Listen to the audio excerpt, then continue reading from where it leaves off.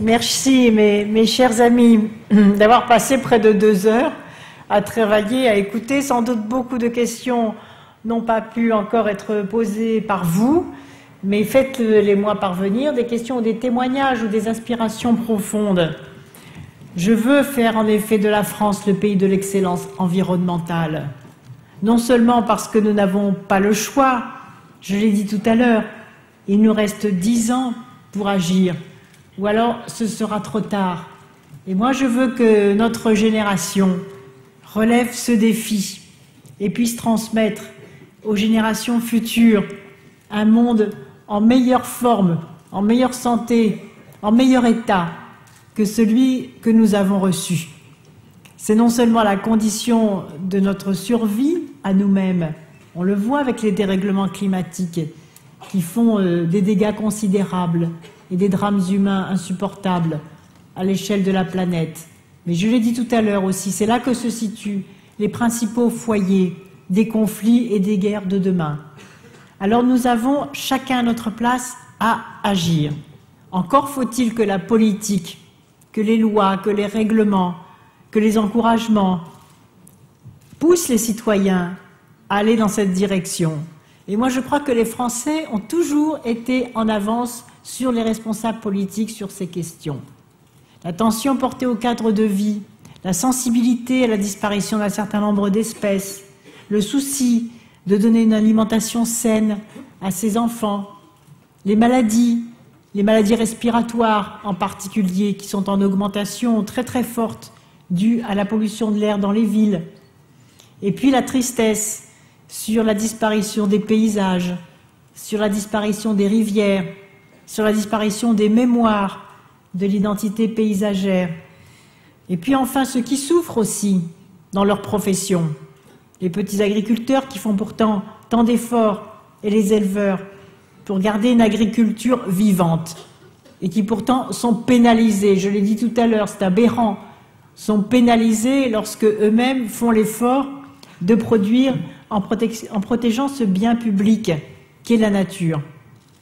Et la protection de l'environnement est incompatible avec le libéralisme, avec la loi du marché. C'est totalement incompatible. Pourquoi? Parce que le marché calcule à court terme.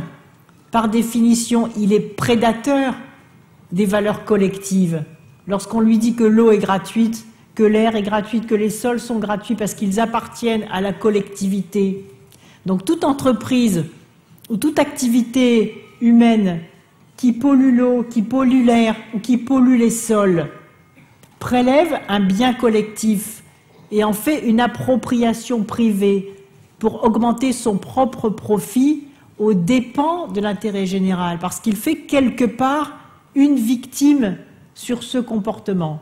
Et donc il faut remettre les choses à l'endroit et faire en sorte que dans le calcul du coût de toute activité économique soit intégrée la valeur collective du bien public qu'est la protection de l'environnement. C'est le principe pollueur-payeur. Mais c'est encore mieux quand on ne pollue pas, c'est-à-dire c'est le principe de prévention. Et on l'a vu, il en faut du courage pour mettre en place la prévention. Et pourtant, c'est la seule façon d'abord d'atteindre les objectifs du non-réchauffement climatique. C'est la seule façon de lutter contre les maladies en amont, y compris sur le cancer. Moi, je suis convaincue que la prévention sur les normes environnementales permettra de faire baisser le nombre de cancers dès lors que la thérapeutique ne fait que peu de progrès. Et puis enfin, c'est une question centrale d'égalité sociale.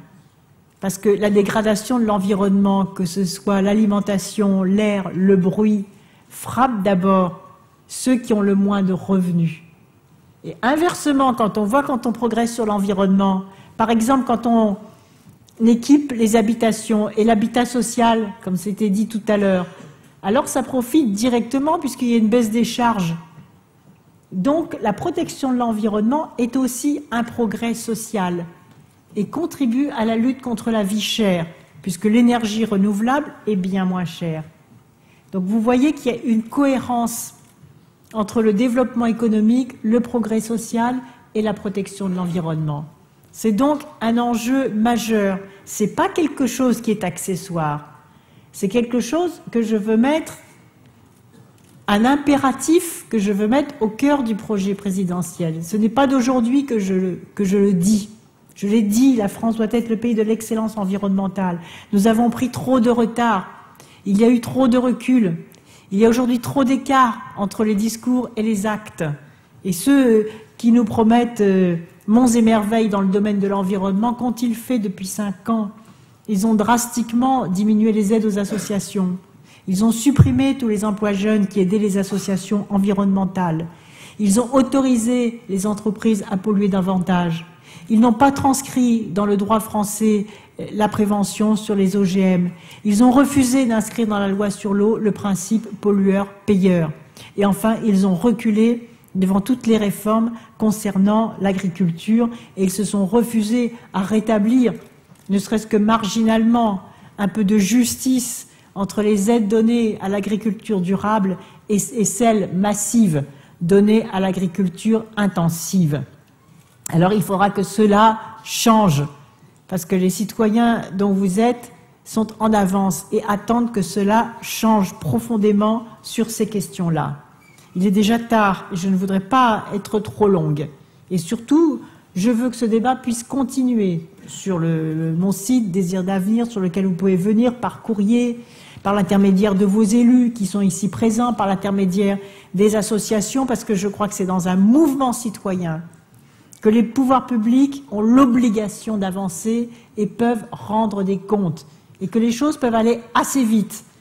Et qu'en plus, si la France fait des efforts, elle peut créer beaucoup d'emplois et d'activités dans le domaine de toutes les éco-activités et de toutes les éco-industries. Et quelques jours après que Nicolas Hulot ait annoncé qu'il ne serait pas candidat, je me suis engagée pour sa charte, mais pour moi, ça n'est pas nouveau, cet engagement. Il date de 92, où j'étais ministre de l'Environnement, et quand je vois aujourd'hui un certain nombre de choses, parfois les choses ont très peu bougé depuis 92. C'est dire l'urgence qu'il y a à agir. Et comme je m'y suis engagée vis-à-vis de lui, et je revendique le fait de reprendre ce flambeau, parce que je revendique la crédibilité de mon action dans ce domaine, les actions déjà conduites, les engagements et les combats déjà accomplis. Et comme je m'y suis engagée, la structure gouvernementale que je mettrai en place si je suis élu comprendra en effet un vice-premier ministre chargé du développement durable pour veiller justement à renverser les rapports de force.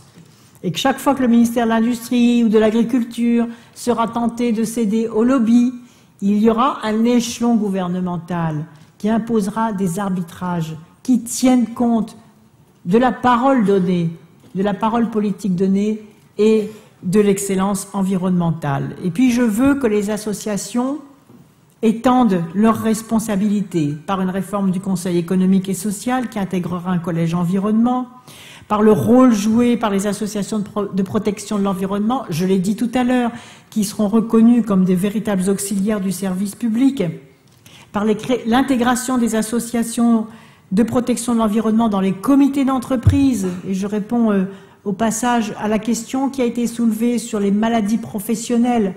Voilà par exemple un des thèmes que je retiens ce soir et qui n'était pas dans les propositions que j'ai faites jusqu'à présent. Je dis cela pour démontrer l'utilité de ces débats. Et c'est vrai que la question des maladies professionnelles ou que la question de la réflexion sur le numerus clausus des médecins est une question que je n'avais pas encore intégrée dans mon projet présidentiel et que je vais intégrer dans la problématique environnementale parce que je pense que c'est une entrée en effet très importante et très intéressante. En ce qui concerne les relations entre la santé et l'environnement, je veux que les industriels soient non seulement sanctionnés s'ils ne respectent pas les normes et incités s'ils vont au-delà des normes imposées par les réglementations européennes qui, comme je le disais tout à l'heure, sont applicables dès mars 2007. Je veux également que nous mettions en place un programme national de réduction de l'usage des pesticides. Parce que là aussi, c'est très secret, c'est très difficile. Dans la propre région que je préside, j'ai posé plusieurs fois la question, mais combien y a-t-il de déversements de pesticides dans les cours d'eau de la région, dans les sols? Personne ne dispose de ce chiffre. Et moi, je crois que pour bien agir, il faut avoir la transparence sur la réalité des choses, les bons chiffres sur ce qui existe, même si ça choque, même si ça perturbe, même si ça met en cause un certain nombre de comportements, parce que c'est dans le secret des chiffres que se trouve l'inaction politique. Et donc je veux qu'il y ait un programme national de réduction de l'usage des pesticides et donc la publication aussi de la densité des matières chimiques qui sont déversées dans les sols, pour tout type d'ailleurs d'activité, qu'elle soit agricole ou industrielle. Enfin, la loi sur l'eau sera refondée, sera refaite. Je n'y insiste pas, je l'ai évoqué tout à l'heure, puisque le principe pollueur-payeur en a été quasiment retiré, et que Béatrice disait tout à l'heure que c'est finalement maintenant le principe pollueur-payé. C'est-à-dire on donne de l'argent aux gens pour les inciter à dépolluer, puis quand ils ne dépolluent pas, eh bien de toute façon le résultat n'est pas là. Enfin, il faudra réformer la fiscalité écologique. On l'a vu abondamment au cours de ce débat, que bien souvent la fiscalité va à rebours de ce qui est recherché. C'est-à-dire que tous les produits intègrent le coût de la dégradation de l'environnement. Et c'est pour ça aussi que si on le fait au niveau du transport par camion, c'est-à-dire que si les transports intègrent le coût de la dégradation de l'environnement, à condition que ça se fasse au niveau européen, pour qu'il n'y ait pas de délocalisation des entreprises de transport vers les camionneurs sous-payés de certains pays de l'Est de l'Europe. Il va falloir imposer au niveau européen une fiscalité des transports qui encourage le transport par le train et qui décourage le transport par camion, tout simplement parce qu'on aura calculé le coût collectif du transport par camion et qu'on ne laissera plus s'approprier des profits individuels en prélevant sur la dégradation de l'environnement. C'est un combat difficile qu'il faudra conduire, mais je pense que le contexte y est mûr, car à un moment où l'Europe est en panne, tout le monde recherche une façon de relancer l'Europe concrète, l'Europe par la preuve. Et je pense que si l'Europe arrive à adopter un programme environnemental ambitieux qui tient compte des angoisses et des inquiétudes des citoyens, et en particulier du lourd tribut payé par les riverains au transport par camion, sans parler des accidents de la route, alors je pense que l'Europe, à nouveau, fera la preuve de son utilité auprès des citoyens. Enfin, dans la fiscalité, il faudra aussi encourager, baisser fortement les TVA. On parlait tout à l'heure des véhicules les plus polluants et des biocarburants. Mais aujourd'hui, regardez, la voiture électrique n'existe toujours pas, ou alors elle est extrêmement chère. Donc le lobby pétrolier a quand même fait son ouvrage depuis 10 ans, parce qu'il est absolument incompréhensible qu'il n'y ait pas eu des recherches plus actives et sur les biocarburants qu'on sait fabriquer depuis 20 ans, et même depuis plus, puisqu'autrefois les agriculteurs mettaient du biocarburant dans leurs tracteurs. Et on commence seulement à remettre des presses à huile au colza dans les exploitations agricoles, alors qu'il y a 50 ans, ça se faisait. Vous vous rendez compte le rapport de force du lobby pétrolier, et puis à un moment aussi du pétrole qui était si peu cher.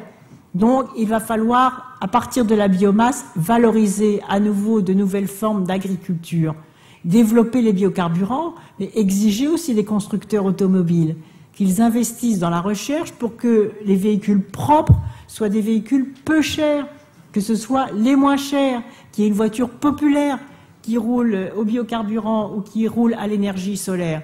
Parce que les consommateurs sont très demandeurs.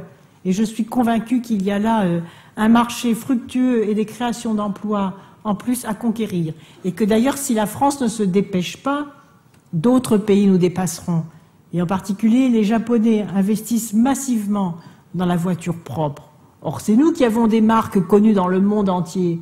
Il est absolument incompréhensible que ces différentes marques ne se mettent pas ensemble pour investir ensemble dans la recherche d'un véhicule propre qui en plus pourrait être exporté. C'est-à-dire, il y a aussi là des conquêtes de marché très importantes au niveau de la planète et donc des enjeux considérables. Je rencontrais tout à l'heure les ouvriers d'une usine ici menacée qui produit des pièces pour Renault. c'est quand même invraisemblable d'aller supprimer des emplois dans le secteur automobile et de la sous-traitance automobile, alors qu'il y a un enjeu mondial sur la mise au point d'une automobile propre et bon marché dont tous les pays aujourd'hui ont besoin. Et ne serait-ce que le marché chinois, où je me rendais récemment, qui sont aujourd'hui saturés par la voiture et par la pollution, et qui me disaient les industriels chinois, mais si on avait des coopérations avec les industriels français pour mettre au point le véhicule propre, mais vous auriez un marché d'exportation considérable, plus des partenariats industriels qui créeraient des emplois ici et qui créeraient des emplois des luttes contre les pollutions là-bas. Eh bien demain, ce sera la puissance publique qui donnera une injonction aux entreprises dans leur propre intérêt et qui remettra à niveau la recherche pour faire en sorte que là aussi les discours correspondent aux actes et que la protection de l'environnement soit vraiment un levier du développement économique et de la création d'emplois. Les propositions concernant les agriculteurs, je n'y reviens pas, nous les avons évoquées au cours du débat. États généraux de l'agriculture, transformation et réforme des aides de la politique agricole commune, moratoire sur les OGM et ouverture d'un débat sur ce sujet. Et enfin, sur la question de la politique énergétique, qui est une des questions les plus urgentes, nous l'avons bien vu, je pense qu'il faudra d'abord lancer un plan national pour l'isolation des logements anciens. Savez-vous que 40% de l'énergie d'une habitation est dispersée à l'extérieur? Sur une unité de 100 consommée en énergie, il n'y en a que 60 utiles en moyenne, parce que ça va de 20 à 80, le gaspillage. Donc le chantier de l'isolation des bâtiments déjà construits est considérable. Et en plus, on peut le faire avec des biomatériaux. Je pense en particulier au chanvre, mais il y en a d'autres. C'est-à-dire qu'on peut lancer un chantier qui à la fois va créer, puisque c'est ce qui est évalué, si on lance un chantier sur 400 000 logements, on crée 100 000 emplois et en plus, on développe des filières industrielles, des biomatériaux qui donnent des débouchés à l'agriculture. Je veux dire par là que souvent on se rend compte que l'environnement c'est un cercle vertueux. C'est-à-dire qu'on améliore la qualité de vie, on crée des emplois et en plus on produit des débouchés pour les productions agricoles et les productions locales. Sur les productions neuves, les constructions neuves, ça a été évoqué. Moi je pense que plus aucun permis de construire ne doit être délivré s'il n'intègre pas les énergies renouvelables, y compris pour les logements sociaux, ce qui permet de diviser par 2 et même parfois par 3 le prix des charges locatives. Enfin, sur les économies d'énergie dans les transports, je l'ai évoqué, ainsi que le programme national de développement des énergies renouvelables. Il faut se fixer des objectifs, il faut avancer à marche forcée sur cette question-là. Et il faudra poser courageusement la question de l'énergie nucléaire. Sujet très tabou. Je m'en souviens quand j'étais ministre de l'Environnement. J'avais dit à EDF, si vous investissiez ne serait-ce que 10% de vos résultats dans les énergies renouvelables, mais nous serions, ça n'a pas été fait bien sûr. Le lobby nucléaire était fort, il l'est encore. Mais s'ils avaient fait ça, aujourd'hui la France serait le premier pays au monde pour les technologies des énergies renouvelables et aurait sans doute créé plusieurs centaines de milliers d'emplois, au lieu qu'aujourd'hui, il n'y a pas sur le territoire national une seule usine de fabrication des panneaux solaires, que tout est importé. Et donc, il va falloir rattraper absolument ce retard. Et je compterai sur les présidents de région qui sont chargés du développement économique pour faire en sorte que ce soit en France que l'on crée les emplois sur les fabrications de photovoltaïques, de matériel géothermique, d'énergie éolienne. Il y a une seule usine en France. Et aujourd'hui, nous sommes en train d'être dépassés par l'Allemagne, par l'Espagne, par les continents émergents et que nous avons absolument notre place à prendre. Donc vous voyez, c'est faute d'avoir anticipé, souvent, que l'on est confronté à des problèmes. C'est faute d'être visionnaire, souvent, qu'ensuite on découvre qu'on a perdu des opportunités. Alors aujourd'hui, il faut être visionnaire et anticiper les choses sur la question nucléaire et ne pas penser que nous n'avons pas à préparer l'après-pétrole sous prétexte que nous sommes une puissance nucléaire. La France ne pourra pas se passer de nucléaire, mais nous devons premièrement limiter la place du nucléaire dans la consommation énergétique pour bien penser que notre premier devoir, c'est les économies d'énergie, et donc en économisant l'énergie et en montant en puissance sur les énergies renouvelables, on doit baisser la part du nucléaire dans la consommation, parce qu'à partir du nucléaire, on sait aussi qu'il y a des risques de dissémination nucléaire, et on ne doit pas rentrer dans cette logique. On doit aussi prouver aux autres pays qui revendiquent le nucléaire civil pour pouvoir ensuite accéder au nucléaire militaire. Nous devons nous aussi prouver qu'on peut baisser la part du nucléaire et qu'il y a peut-être d'autres solutions. Que deuxièmement, le problème des déchets nucléaires n'est pas résolu. Et qu'aujourd'hui, on a des déchets radioactifs qui sont radioactifs pour plusieurs dizaines de milliers d'années et qu'on laisse sur nos sols ou qu'on va enfouir dans le sous-sol. Ce à quoi je suis totalement opposée, parce qu'on les oubliera, ces déchets. Et donc je veux que la recherche se poursuive sur la question des déchets nucléaires. Et enfin, je pense qu'il faut avoir le courage de programmer une action d'extinction progressive des centrales les plus anciennes et les plus dangereuses. Je l'ai dit pour Fessenheim, ça a suscité des réactions. Eh bien, je maintiens ce que j'ai dit.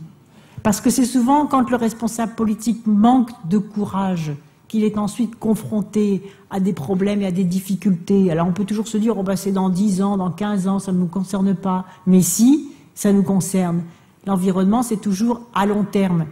Et si l'on conçoit aujourd'hui l'extinction des centrales nucléaires les plus anciennes et donc qui deviendront les plus dangereuses, il faut le savoir, non seulement ça crée des emplois, parce qu'un démantèlement de centrales crée dans un premier temps des emplois, et du coup ça nous donne le temps d'anticiper la fermeture d'une centrale qui met en général 4 à 5 ans, donc qui ne supprime pas des emplois tout de suite, au contraire dans un premier temps on crée des emplois, mais au moins on maîtrise l'avenir et on peut en contrepartie former dès maintenant les salariés pour créer une industrie de substitution, par exemple des industries de construction des panneaux photovoltaïques, des industries de construction des éoliennes, des industries de construction des nouveaux matériaux et des nouvelles technologies qui ne manqueront pas d'être inventées. Le mouvement continue. Lorsque nous raisonnons aujourd'hui, nous ne raisonnons pas à recherche constante, il va y avoir encore des progrès considérables sur les énergies renouvelables. Et moi, je ne veux pas que la France ferme les yeux. Je ne veux pas que la France se dise qu'elle a des tabous. Je veux que nous puissions anticiper. Car faute d'anticiper, on perd du potentiel.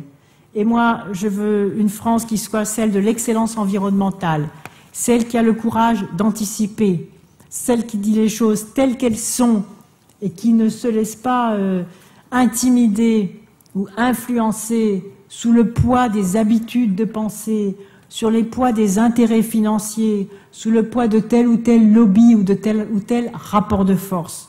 Ce que je veux mettre au cœur de tout et en avant de tout, c'est la protection des citoyens, de leur santé, de leur cadre de vie, de leur qualité de vie, de leur qualité alimentaire, de la façon de se déplacer aussi, de produire et d'habiter, pour qu'au bout du compte, on puisse à la fois régler ces problèmes de biodiversité, de protection de la planète, mais aussi ces questions si essentielles de protection de la santé au quotidien et de protection des enfants et de la génération. Céder au nucléaire militaire, nous devons nous aussi prouver qu'on peut baisser la part du nucléaire et qu'il y a peut-être d'autres solutions.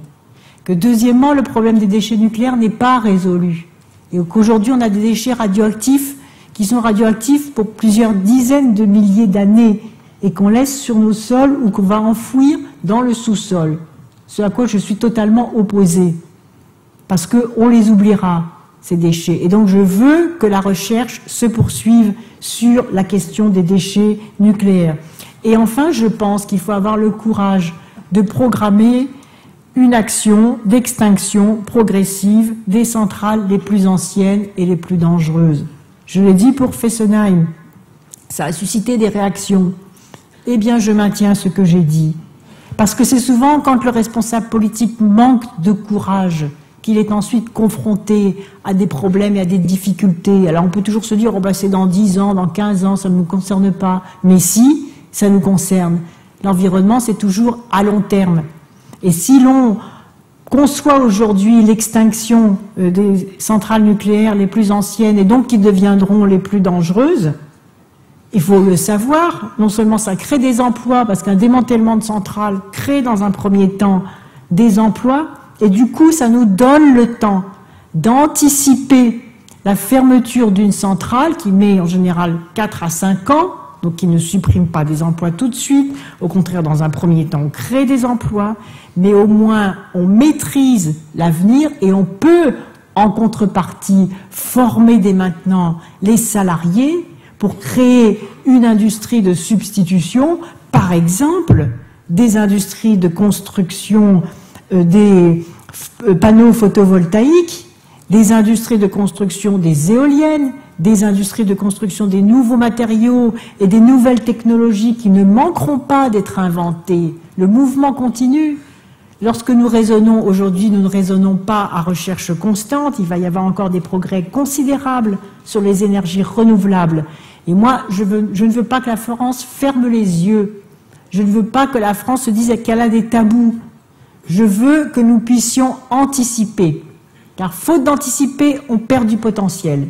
Et moi, je veux une France qui soit celle de l'excellence environnementale, celle qui a le courage d'anticiper, celle qui dit les choses telles qu'elles sont et qui ne se laisse pas intimider ou influencer sous le poids des habitudes de pensée, sur les poids des intérêts financiers, sous le poids de tel ou tel lobby ou de tel ou tel rapport de force.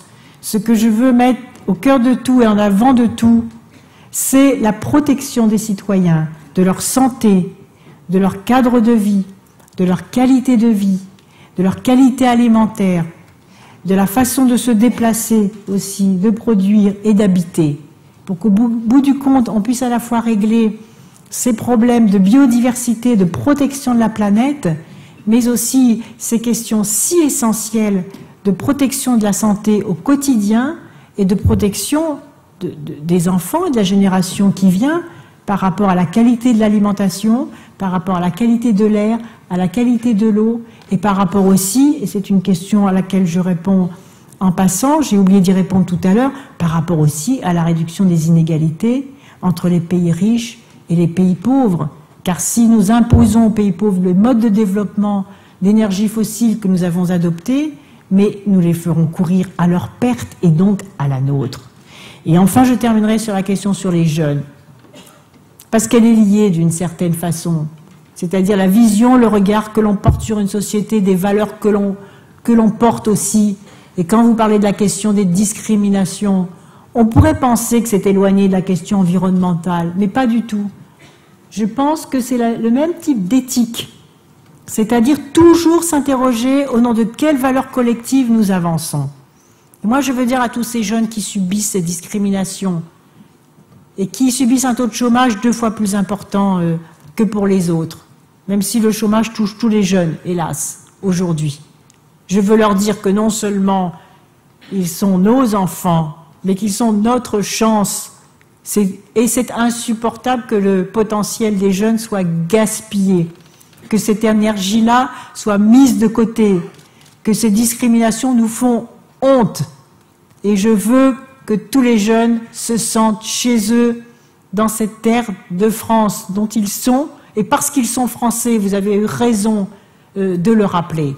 Et je ne veux plus que ces chances soient gaspillées. Je ne veux plus que l'on parle de Français de première, deuxième, troisième génération. Hein, je l'ai dit souvent, je le redis parce que c'est une belle formule, comme s'il y avait des Français de souche et d'autres de branchage ou de feuillage. Non, tous ces jeunes sont Français. Et aujourd'hui, trop de jeunes sont gaspillés, d'où qu'ils viennent. Et notamment quand dans un milieu rural ou quand dans une cité populaire, un jeune diplômé est au chômage, eh bien, ce sont tous les enfants qui perdent le sens du goût à l'effort. Ils disent, bah, le grand frère, la grande sœur, ils ont bien travaillé, ils ont un diplôme et ils se trouvent quand même au chômage. Mais c'est destructeur, ça ronge une société. Et je me suis engagée à ce que les jeunes ne restent pas plus de 6 mois au chômage. Nous en avons la possibilité. Ce matin, j'ai réuni tous les présidents de région, puisque nous avons la responsabilité de l'emploi, de la formation professionnelle, et que l'État n'assume plus les siennes, qu'il a même supprimé les emplois jeunes, rendez-vous compte. Eh bien, nous allons les refaire sous forme d'emplois tremplin. Et nous allons donner de la formation professionnelle aux jeunes qui n'en ont pas.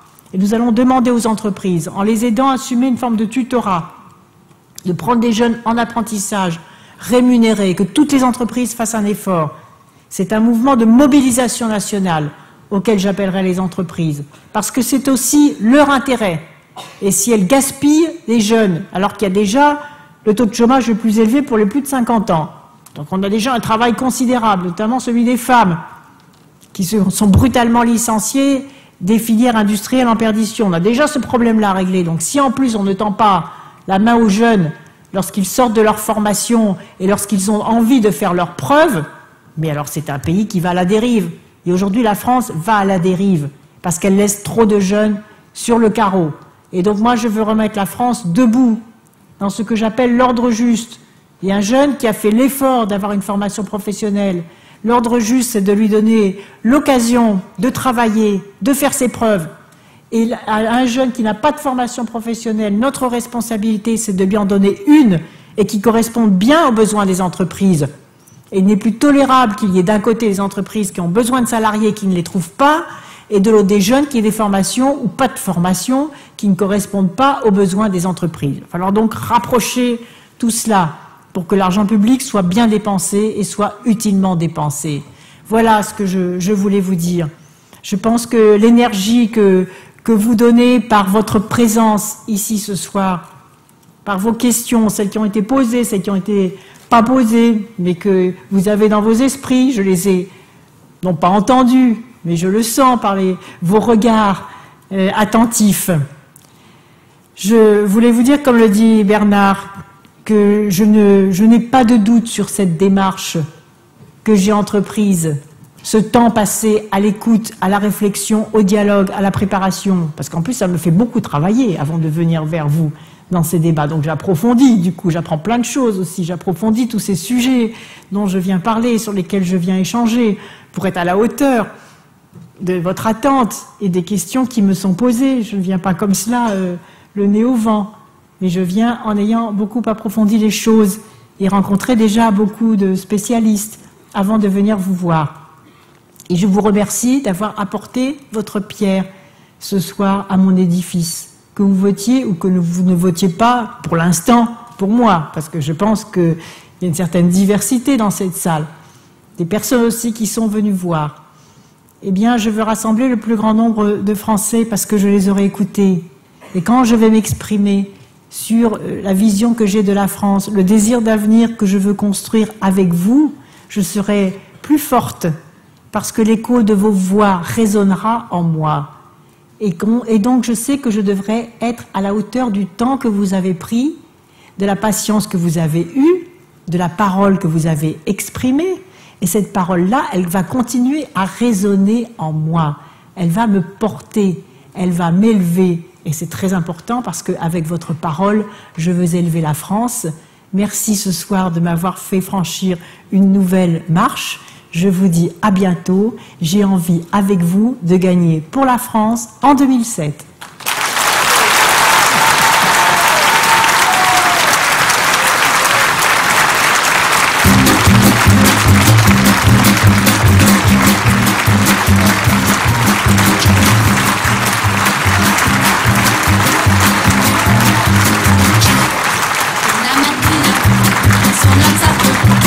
Bella ciao, bella ciao, bella ciao, ciao, ciao.